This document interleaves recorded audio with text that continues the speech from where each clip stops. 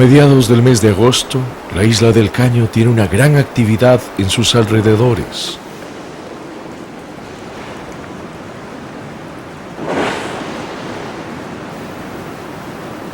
Muy pocos logran asociar la presencia de grandes ballenas cerca de las costas en los trópicos.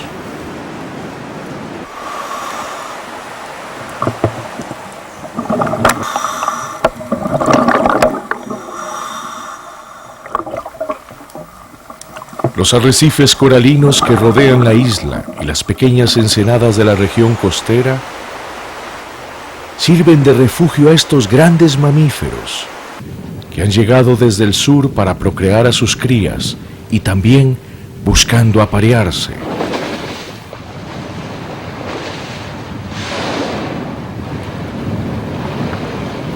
Pocos seres son tan espectaculares como las grandes ballenas jorobadas cuando inician sus comportamientos de cortejo y canto.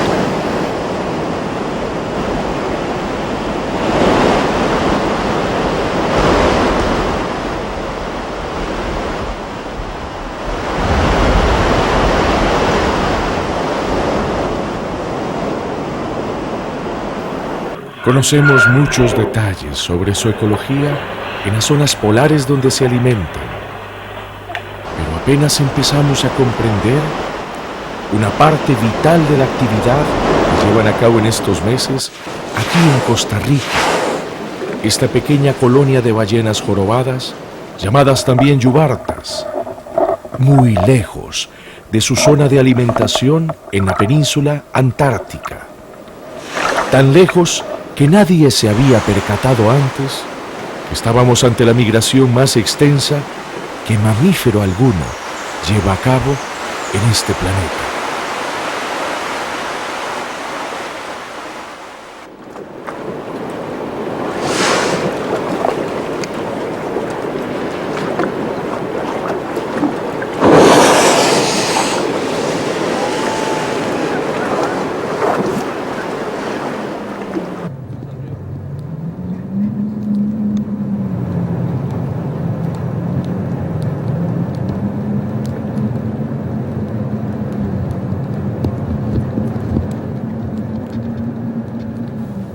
Los días ahora son más extensos y las noches muy cortas. La Antártica se ha convertido a finales del año en el sitio idóneo para que muchas especies vengan aprovechando la disminución de los casquetes glaciares. Los pingüinos que han pasado el resto del año en el océano llegan a sus sitios tradicionales de reproducción.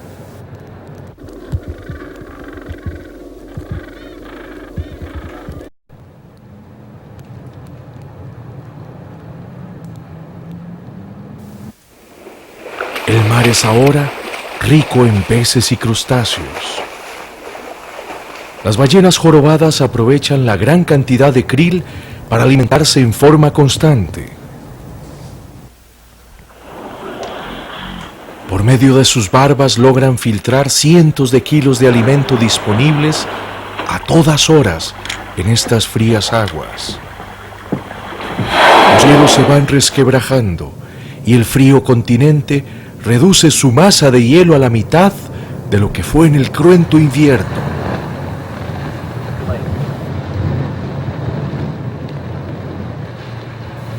Se ha planteado que la Antártica es el único continente donde las pautas de conservación se aplicaron antes de que el hombre haya empezado a transformar el equilibrio de los sistemas naturales. Pero esta aseveración no ha sido del todo cierta con las ballenas. Hace más de un siglo, la población de las jorobadas sobrepasaba con creces los 100.000 individuos en el hemisferio sur. Debido a la caza que sufrieron, sus poblaciones actuales difícilmente superan las 3.000 ballenas.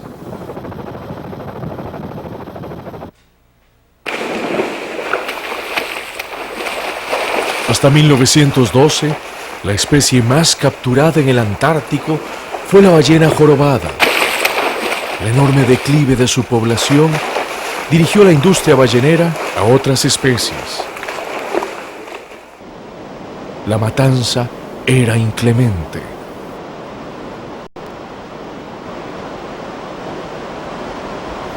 A pesar de lograrse un convenio ballenero donde solo 11 países continuaron con esta industria, en la temporada de 1961-62 se cazaron la cifra récord de 66.090 cetáceos.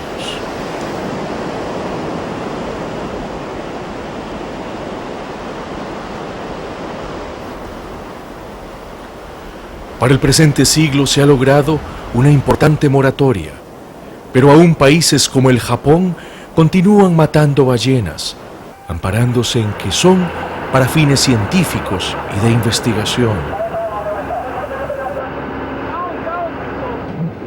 Una organización con sede en Holanda y de gran proyección mundial, Greenpeace, ha emprendido a través de los últimos años gran cantidad de actividades, algunas de ellas de alto riesgo, para poder llamar la atención mundial hacia esta devastadora industria, logrando a través de sus imágenes televisivas y fotografías una mayor conciencia mundial.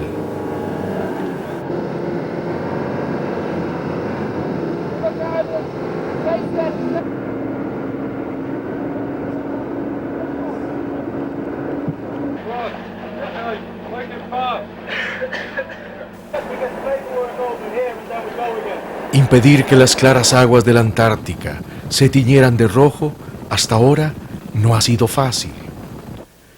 La situación de las yubartas o jorobadas, a pesar de que está prohibida su captura desde 1966, no es del todo alentadora.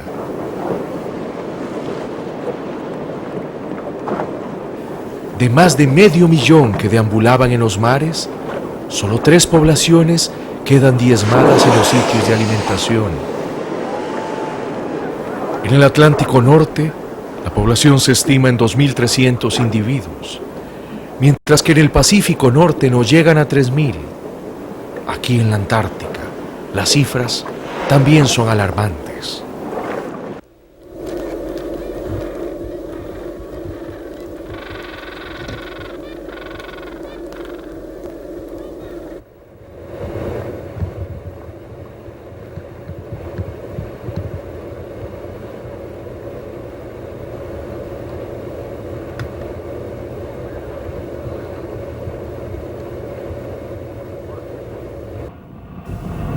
Ya para finales del mes de mayo, los cambios son evidentes. Las orcas patrullan las mismas zonas de alimentación de las jorobadas.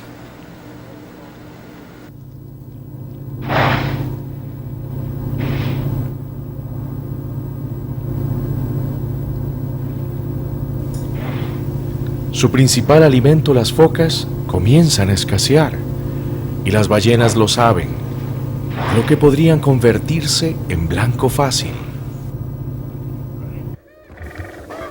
El crudo invierno se avecina. Los pingüinos tienen que regresar al mar. Los polluelos ya tienen plumaje de adultos, aunque algunos nunca lograrán su objetivo. Muy pronto los grandes bloques de hielo se compactarán, más de 2,5 veces del tamaño de la superficie del continente europeo. Tendrá una masa de hielo compacta que puede llegar hasta 4.000 metros de espesor en algunas montañas.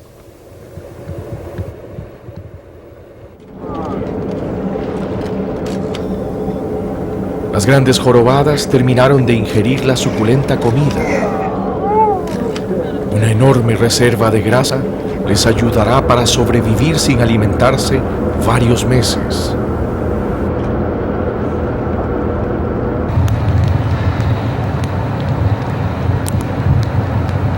Comienzan entonces una larga migración hacia el norte.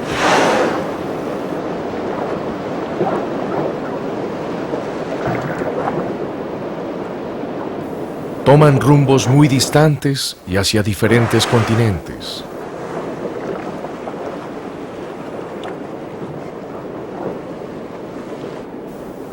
Un gran número de ellas se desplaza hacia la costa pacífica de Sudamérica.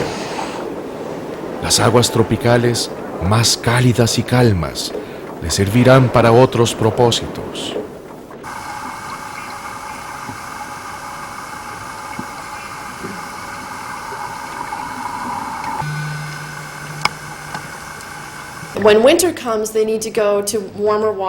Al llegar el invierno, las ballenas buscan el trópico. Se cree que necesitan aguas más cálidas para parir sus crías. Todavía está en debate el por qué las ballenas migran.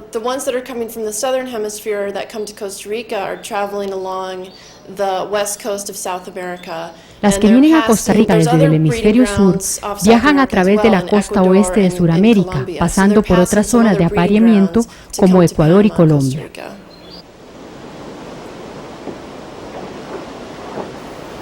Muy poco se conoce del rumbo de estas rutas migratorias.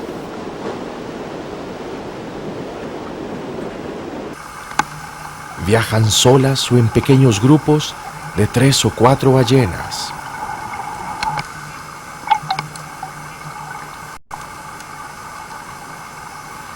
Buscan pasar inadvertidas y no llamar la atención a sus depredadores. Las hembras preñadas van primero. Posteriormente emprenden el viaje las hembras más jóvenes que van buscando aparearse, algunas veces acompañadas de algún escolta. Finalmente viajan los machos.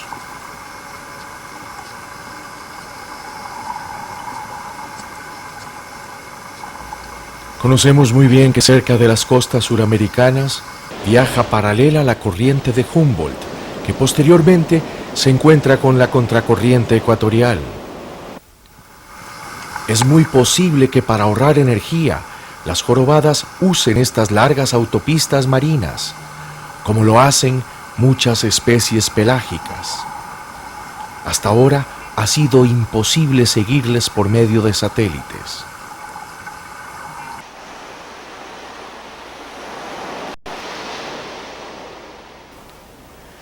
Para inicios del mes de agosto, muchos visitantes llegan hasta el Ecuador, no solo para viajar hasta las célebres Islas Galápagos. Es el mes en que las ballenas jorobadas se congregan cerca del puerto de Guayaquil.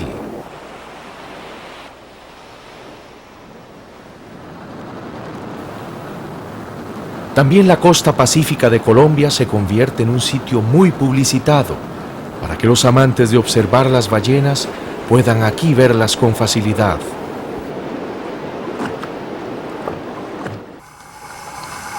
Por motivos que todavía no están claros, un pequeño grupo de ellas continúa migrando más al norte.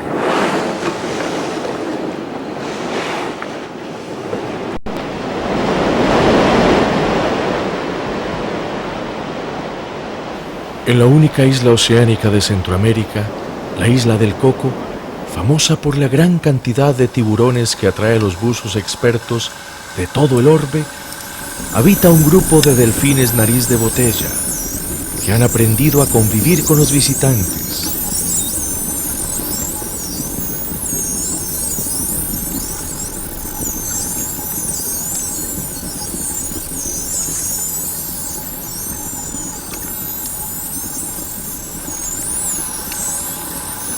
La presencia de una jorobada en las cercanías de la isla captó la atención de los delfines, convirtiéndose en los compañeros del gigante.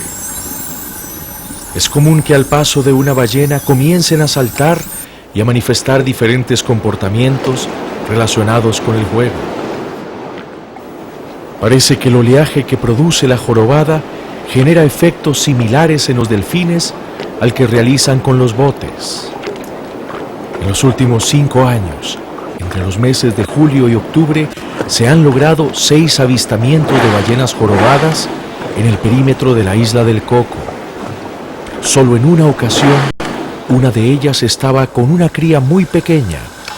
Posiblemente había nacido en alguna ensenada de la isla.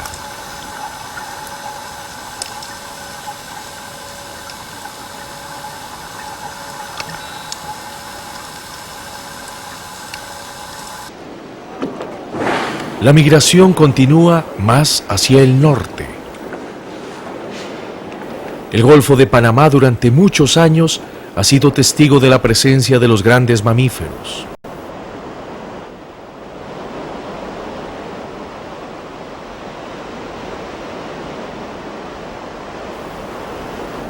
El gran tráfico portuario producto del Canal de Panamá y la presión urbana sobre las costas han determinado claramente que no es un sitio ideal para ellas.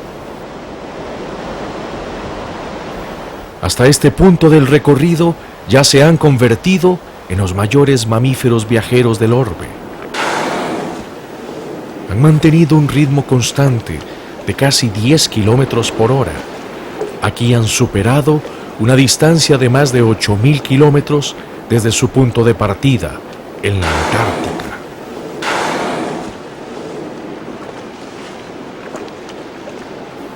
Algunas de ellas han continuado hasta una región muy pristina en la zona sur de Costa Rica, conocida como la Península de Osa.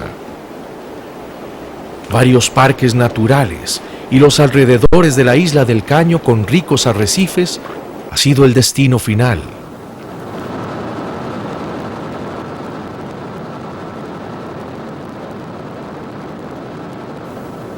Por una extraña convergencia en los vientos alisios, aunado a la gran altura de la cordillera de Talamanca, la que muy cerca de la costa alcanza elevaciones superiores a los 3.000 metros, se ha formado el único bosque lluvioso de Mesoamérica en el Pacífico.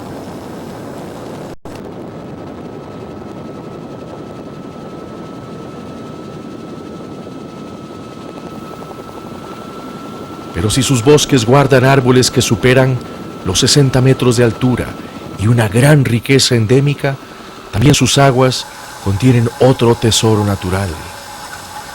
El motivo de la migración de estas hembras es claro: reproducirse.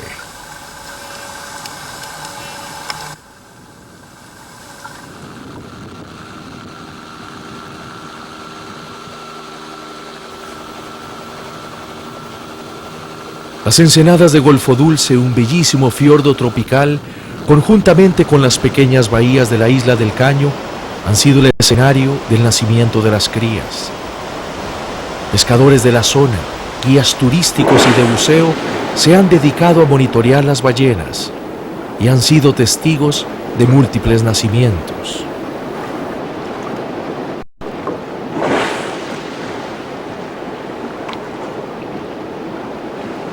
Las hembras buscan las aguas bajas para nacer las crías cerquita la orilla, en San Josecito, aquí en la bahía, en el otro lado por ganado, violines por la isla y por Paraíso. También tengo documentado crías chiquiticas. Esta gran región ha sido durante siglos el sitio de residencia estacional de las ballenas jorobadas.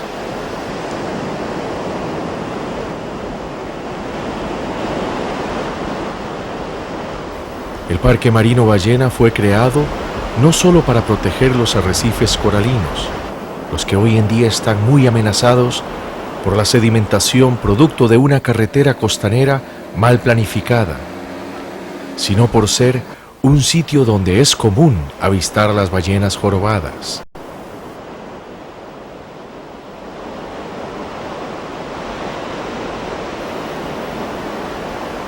Al otro extremo del área se desplazan hasta Golfo Dulce.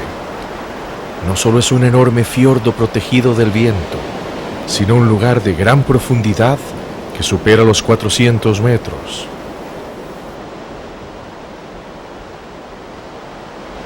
La belleza escénica de esta región adquiere todavía mayor importancia al comprender sus pobladores cercanos, que es un área de cría y de reproducción de las ballenas.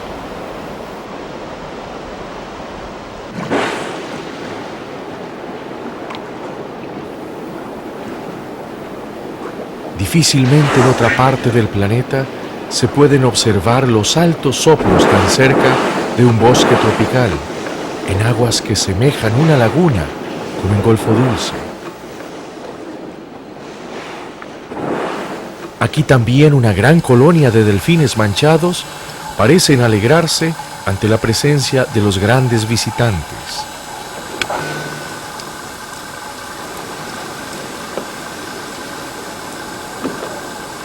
A pesar del cuidado que teníamos al acercarnos a una hembra con su cría, fue imposible filmarla. La presión y el estrés que le producen el acoso de los machos las vuelven altamente hurañas.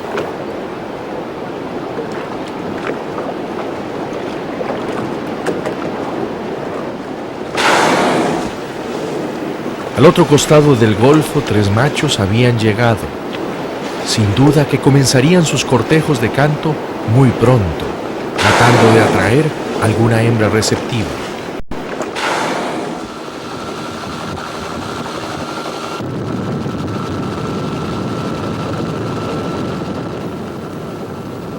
Desde lo alto podríamos tener un mejor panorama del golfo. Los pobladores reportan que la presencia de ballenas es constante, pero que no permanecen por muchos días aquí.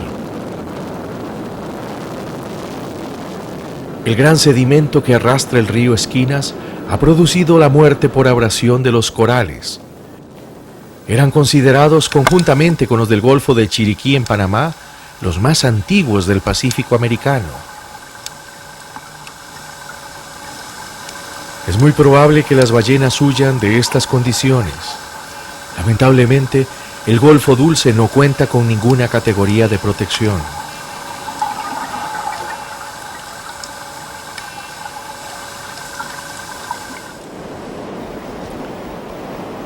Todos los datos concretos nos acercaban más al destino más central de las ballenas, solo que un poco alejado de la costa.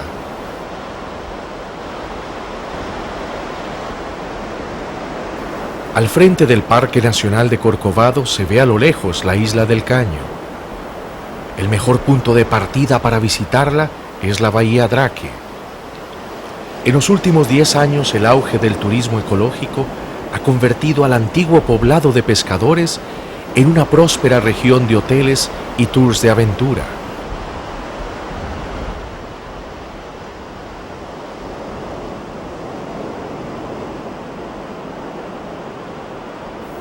Draque es considerada la principal puerta de entrada al Parque Nacional de Corcovado.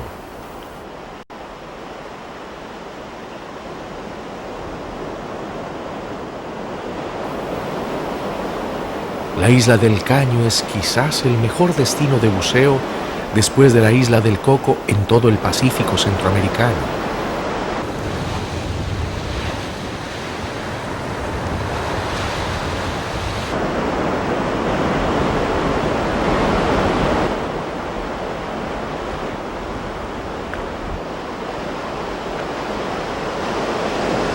Si el mar está con mucho oleaje, es muy complicado divisar los altos chorros que expulsan a lo lejos.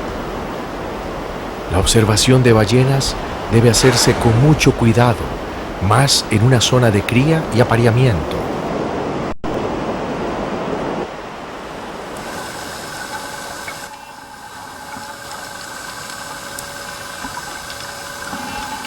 El equipo de filmación ha buceado cientos de veces con tiburones, pero las ballenas son otra historia.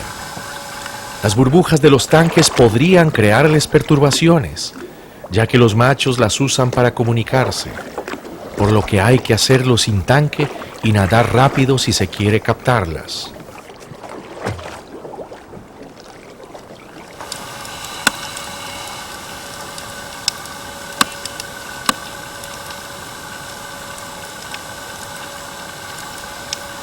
La primera hembra tenía una cría de escasos días de nacida. Las imágenes fueron rápidas y desapareció con prontitud, pero el primer objetivo estaba logrado. Ahora tendríamos que continuar intentándolo para comprender mejor su comportamiento debajo del agua.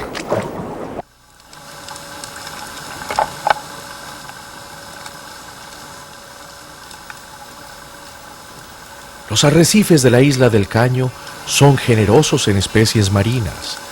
No tienen la vistosidad de los del Caribe, pero cuentan con la visita de grandes especies pelágicas. Son comunes en sus fondos arenosos los tiburones punta blanca.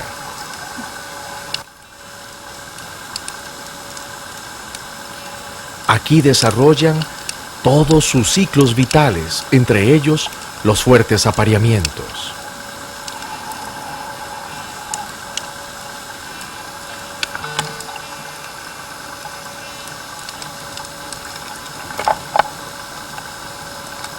Pero sin duda, una de las actividades más comunes en estas aguas de gran visibilidad son los servicios de limpieza que brindan pequeños peces, barberos y mariposas a los más grandes.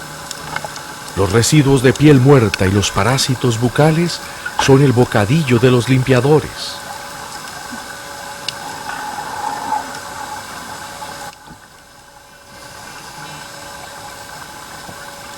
No solo las grandes ballenas y los temidos tiburones se aparean en la isla. Es un refugio para las tortugas, que después se dirigirán a las playas de desove, algunas de ellas en las áreas costeras.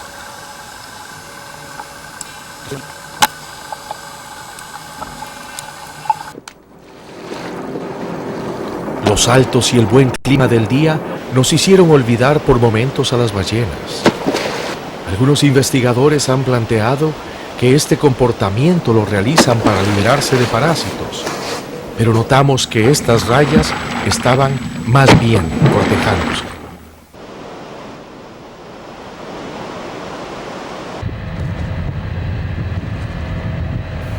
Continuamos durante las próximas 2 semanas la búsqueda. El mar se mantenía con un oleaje constante, por lo que nos dificultaba encontrarlas. Algo en la distancia rompió el silencio.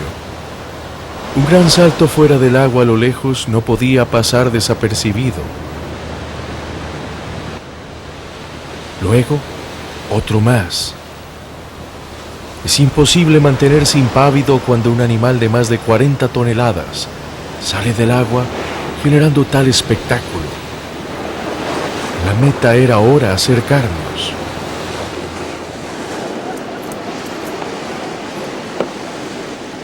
Según los reglamentos internacionales, toda lancha debe disminuir la velocidad 100 metros antes de acercarse a una ballena.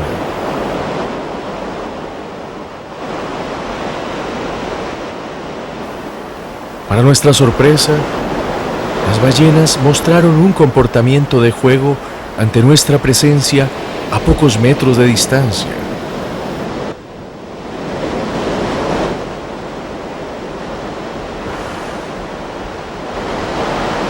Saltaron nuevamente y por poco nos bañan.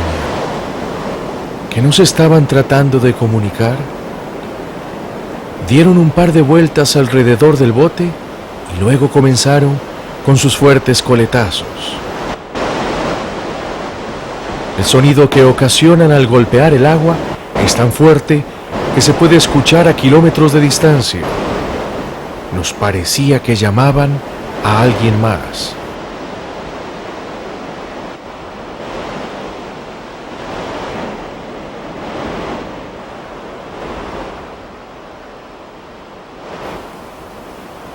De pronto apareció otra ballena.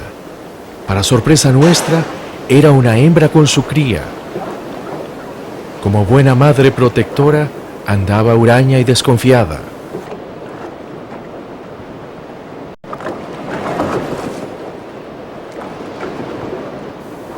Ya que las habíamos captado desde el bote saltando, jugando con la cola y en una actividad constante, era el momento de intentar filmarlas debajo del agua.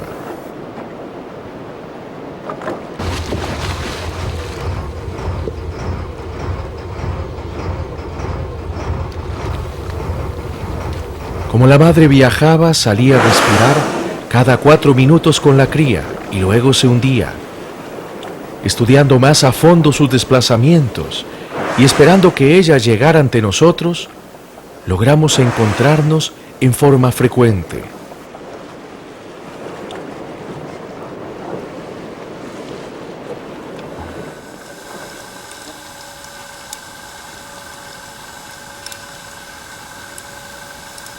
La cría ya tenía varias semanas.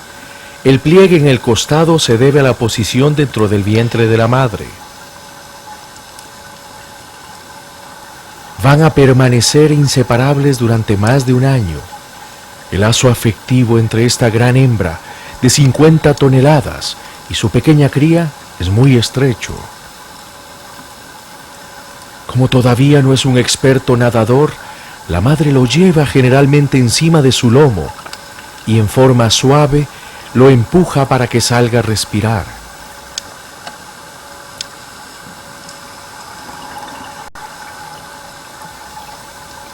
El pequeño se mostraba, como todo cachorro, más curioso. Quería divertirse con nosotros. Lograba separarse de su madre, pero ella lo acercaba con su gran aleta hacia su enorme cuerpo para luego llevárselo.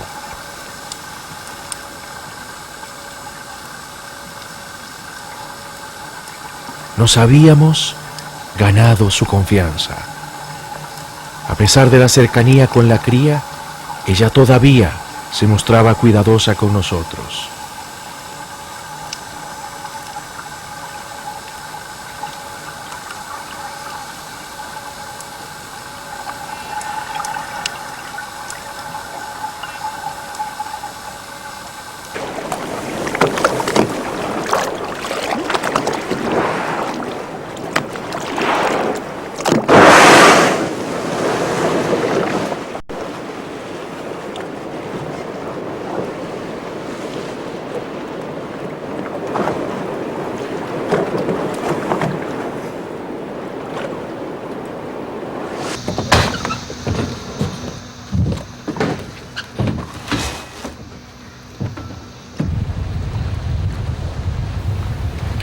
Al cabo de una semana, habíamos ganado completamente la confianza de la hembra y su cría.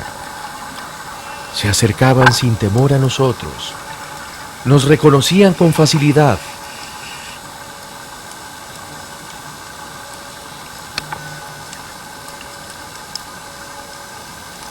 La emoción de compartir con estos gigantes del mar se repetía cada día.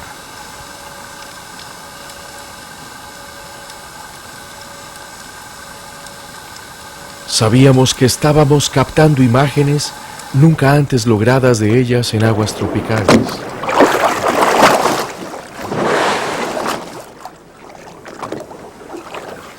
En una ocasión, bajaron a más de 100 pies de profundidad y la madre alimentó a su cría.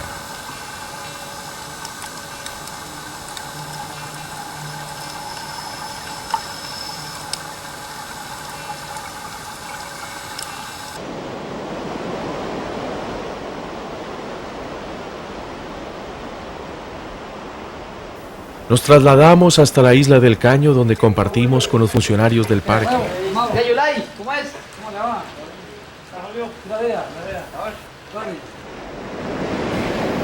Nuestra hembra permanecía cerca y nosotros diariamente la acompañábamos.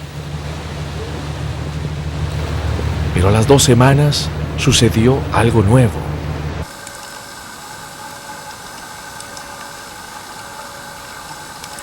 La gran madre y su cría tenían ahora compañía.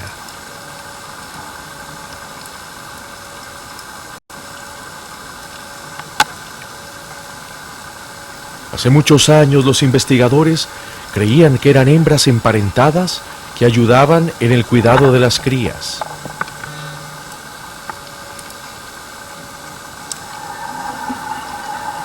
La realidad es que lo menos que le interesaba al macho era el pequeño.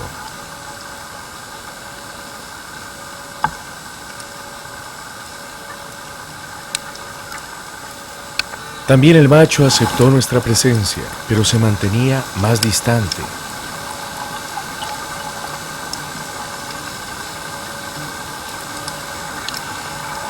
Era un acoso constante y nunca se alejaba de ellos. Su comportamiento hasta ahora era relativamente tranquilo.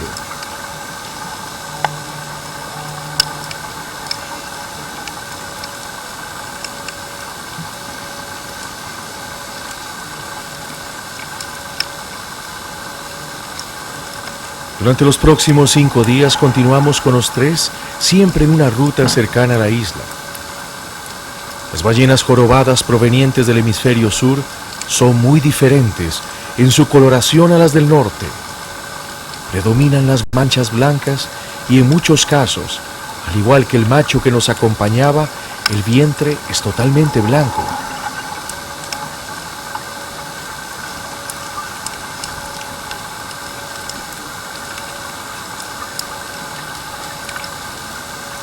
Algunas veces escuchábamos a lo lejos sonidos que hacían vibrar nuestros cuerpos en el agua. Otros machos emitían sus famosos cantos a la distancia.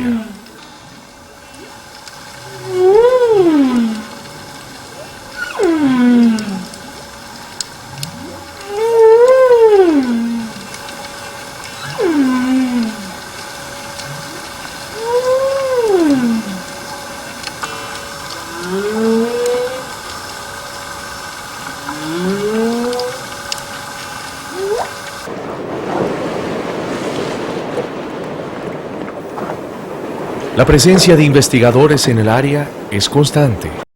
La organización de Cascadia Research tiene varios años trabajando en Drake.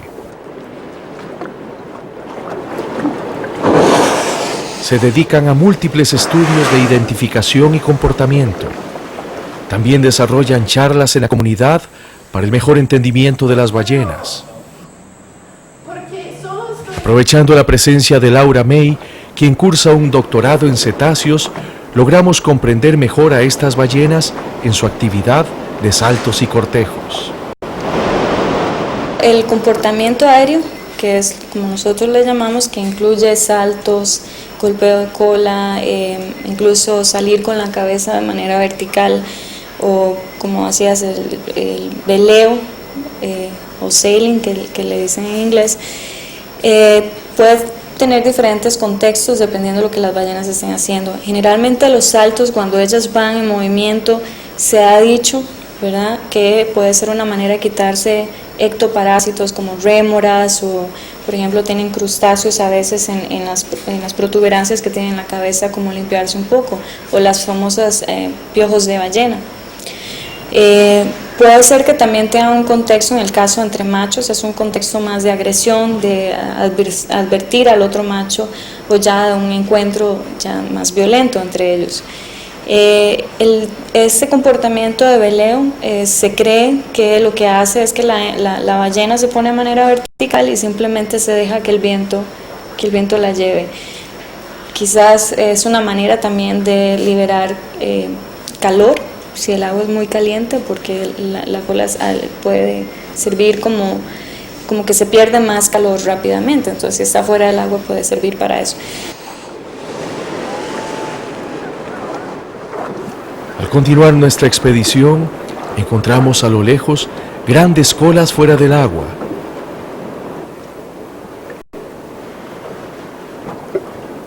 Pero nosotros continuamos hasta nuestra hembra.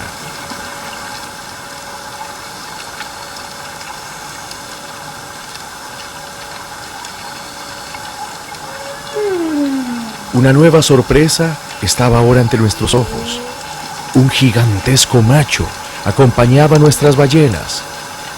Sabíamos que ante estas situaciones podríamos estar en riesgo por una posible disputa, como también lo puede estar la cría.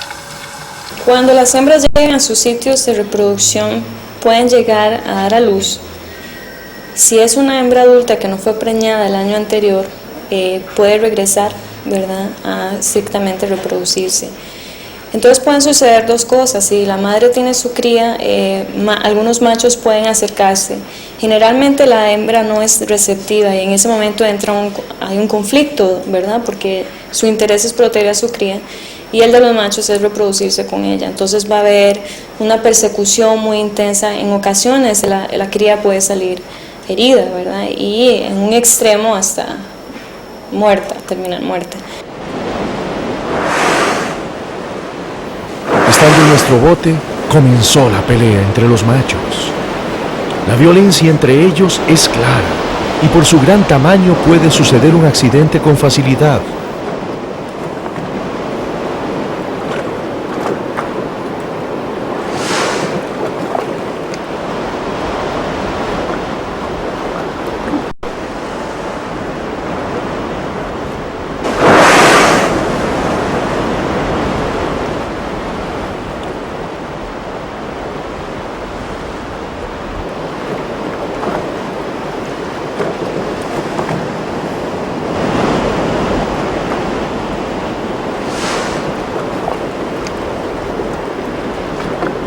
siquiera les importaba la presencia del bote.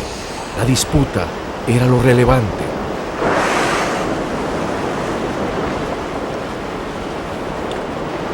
Transcurrieron más de 2 horas y al fin retornó la calma.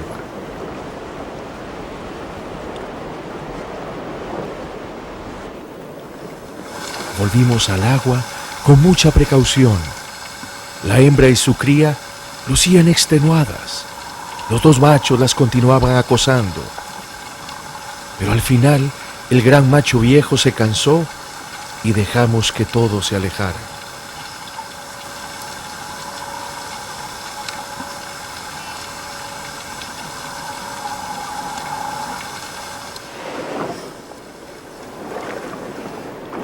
Al comenzar a comparar nuestras imágenes y datos con los de los investigadores, nos percatamos de que ellos habían logrado presentar recientemente en un congreso en Vancouver un hallazgo nuevo de gran importancia para comprender mejor a las ballenas jorobadas. Las ballenas jorobadas que vienen de la Antártica hacen la migración más larga entre los mamíferos. Mi compañero Marcos Saborío fotografió 2 en Golfo Dulce y una en la isla del Caño. Los investigadores en Antártica toman fotos de las colas de las ballenas jorobadas. La pigmentación blanca y negra y los pliegues de los bordes de la aleta caudal son como las huellas digitales en el humano. No existen 2 yubartas iguales. Un fotógrafo naturalista costarricense desde principios de los 90 inició el mismo proceso en el sur del país. Nos fuimos en el bote y encontramos este grupo de 3, de los cuales era una hembra con un cachorro y una escolta, y a los 3 se les pudo hacer la fotografía de la cola, y 2 de ellas, junto con la otra tomada en el año 95, son las que fueron luego encontradas en el año pasado, el 2001, en el catálogo de la Antártida. Este hallazgo es el primero en su estilo. Nunca antes se había podido marcar una ballena en el sitio de alimentación y posteriormente en el de reproducción. Además, han logrado comprobar que sobrepasan una distancia de más de 18.000 kilómetros en su viaje total migratorio, que superan al registrado por las ballenas grises.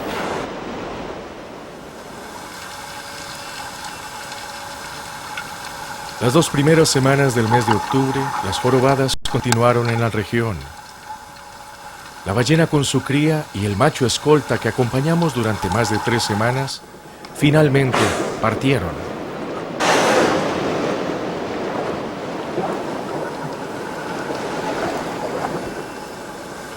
Otra hembra era cortejada por 2 machos, los que se hacían notar por medio de burbujas.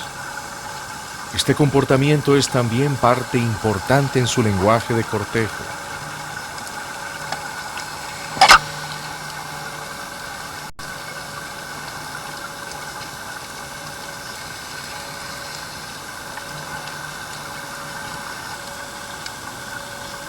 Finalmente, al cabo de 2 días, la hembra se mostró receptiva con uno de ellos, y nosotros, respetando la lejanía, los vimos aparearse.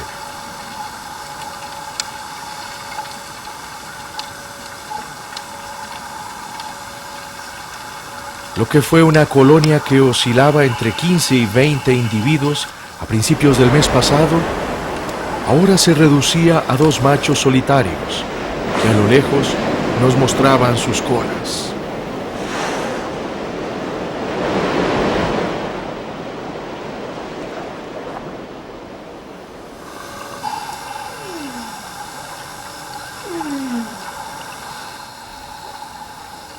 Los cantos también disminuyeron. Esta característica es exclusiva del género masculino. Se le considera un lenguaje muy diferente al canto de las ballenas jorobadas del norte.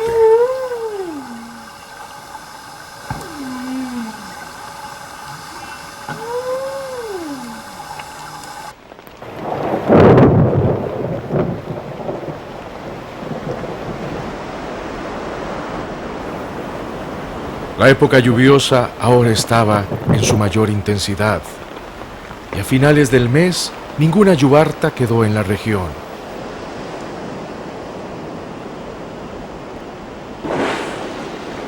El viaje de regreso completará la extensa migración. Los científicos están casi seguros que estas ballenas son fieles a sus sitios de alimentación. De ser así, las crías nacidas en Costa Rica con sus madres llegarán en los próximos 3 meses a la Antártica.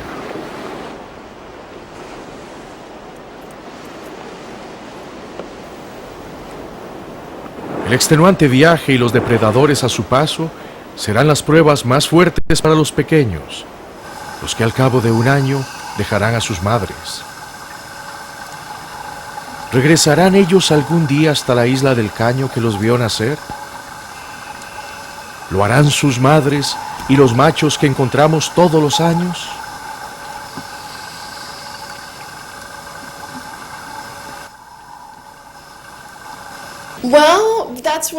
Es algo que estamos investigando y que deseamos saber. Este año hemos identificado 15 ballenas y al menos 2 de ellas concuerdan con las que vimos el año pasado.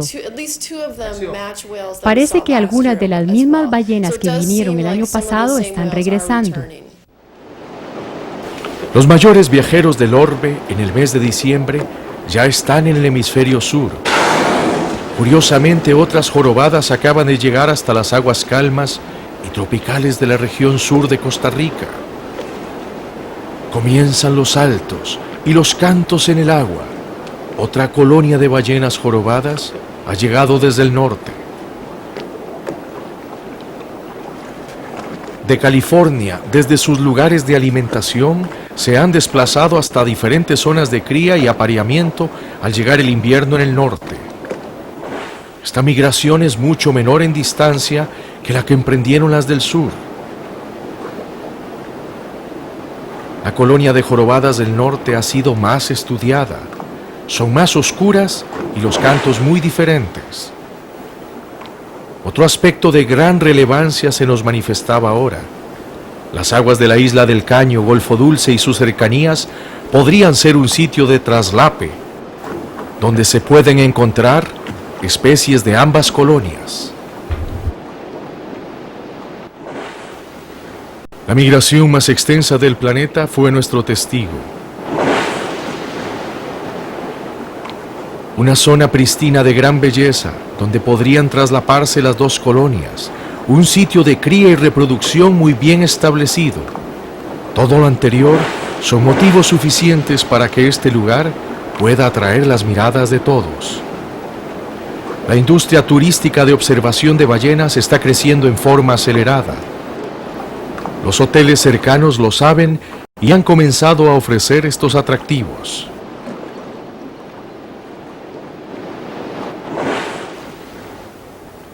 Todavía no existe una legislación que limite la velocidad de los botes, ni las distancias mínimas de acercamientos. Por ser una zona de cría y apareamiento, los riesgos de los turistas al nadar con las ballenas son muy altos. No solo perturban a las hembras con sus crías, sino que los machos en cortejo pueden ser muy agresivos. Solo para efectos científicos y de investigación se deben realizar estas tareas. Los boteros y lugareños están siendo instruidos por los investigadores, aunque otros riesgos continúan en la región. Barcos camaroneros y pesqueros no tienen delimitadas aquí sus áreas, lo que atenta contra las ballenas.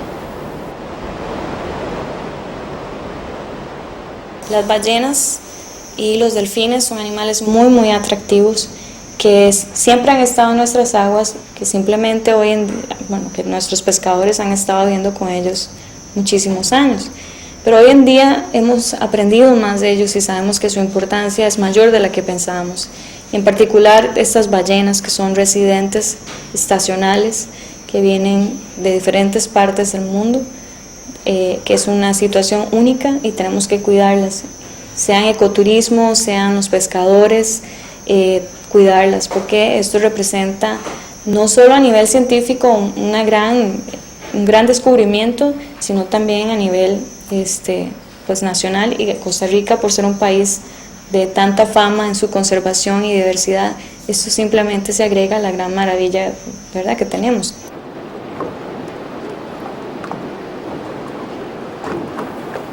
Las grandes jorobadas han pagado el precio de su energía. Sus poblaciones ahora son escasamente de un 5% de lo que fueron hace 2 siglos. Quizás ahora la industria ballenera que las diezmó ya no sea su principal amenaza. La pesquería mundial incontrolable, los altos niveles de contaminación en las costas y la falta de conocimiento por parte del ser humano de estos grandes mamíferos son los principales desafíos. Estudiar y tratar de comprender la población sureña de ballenas, la más viajera del mundo, no solo fue una experiencia para nosotros, fue como un regalo de Dios. Ellas así lo entendieron al despedirse.